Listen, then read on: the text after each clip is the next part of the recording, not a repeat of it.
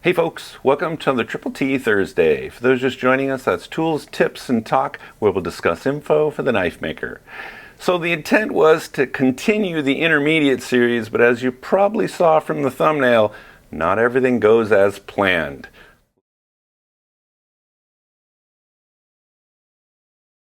So here we are back at it. The clay is all dried. I've actually put there's some cracks in here, which usually always happens when you put it on thick. So I just sealed it up, and now we're ready for heat treat.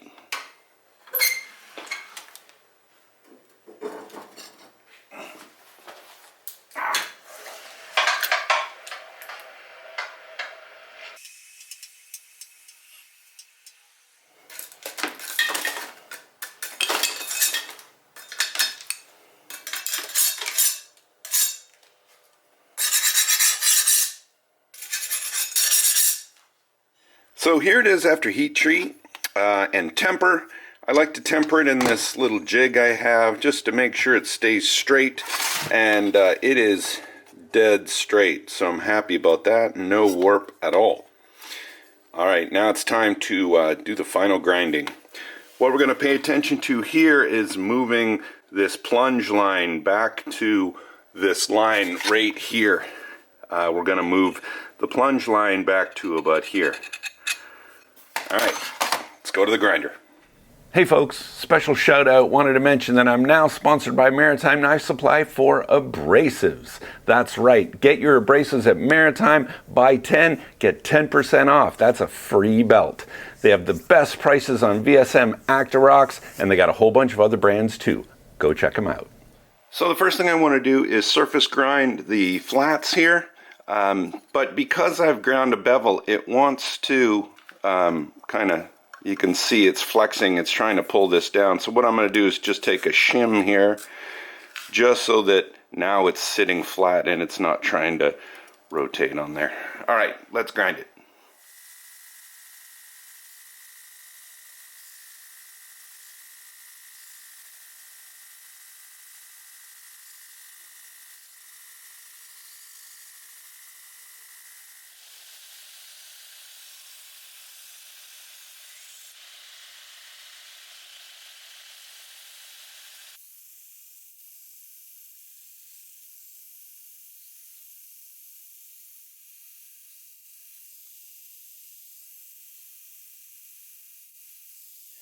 Well, folks, we have a problem of the catastrophic variety.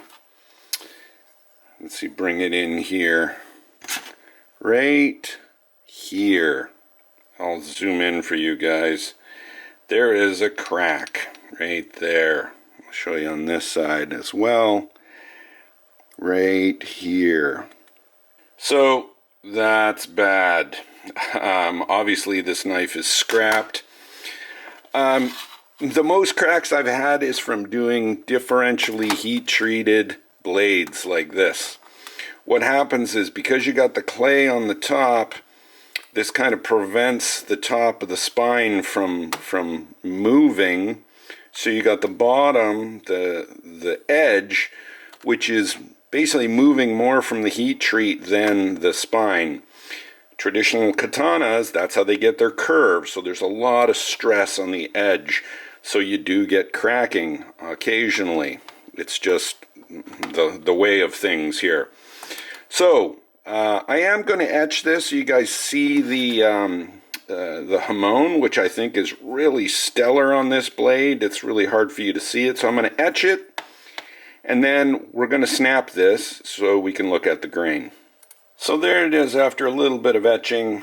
You can see the hamon clearly, and you can definitely see the crack even more now. If I go to this side, I do think the clay came down, like there's about 1/8 of an inch here, so it's a little close, and I don't like this big round bubble here, so definitely will work on my clay application, but it did look pretty cool. So it's a bummer. Let's put this in the vise and snap it and see what our grain looks like. Since this is differentially heat treated, it might be a little hard to snap because the top is soft, but let's give it a shot.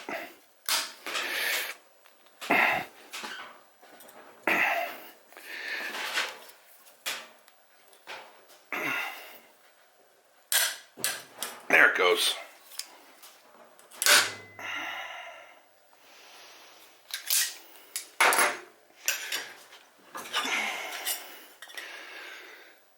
Well, that's about as good as you can expect from the grain. It's very powdery, and what's interesting is you can see the difference between the center in here and kind of the outside here that's soft, which is really cool. But obviously you can see this big dark patch, which is the crack that went up half the blade. Well, folks, you can't win them all. So we're just going to have to start again. Thanks, folks. See you on the next one where we give it another try.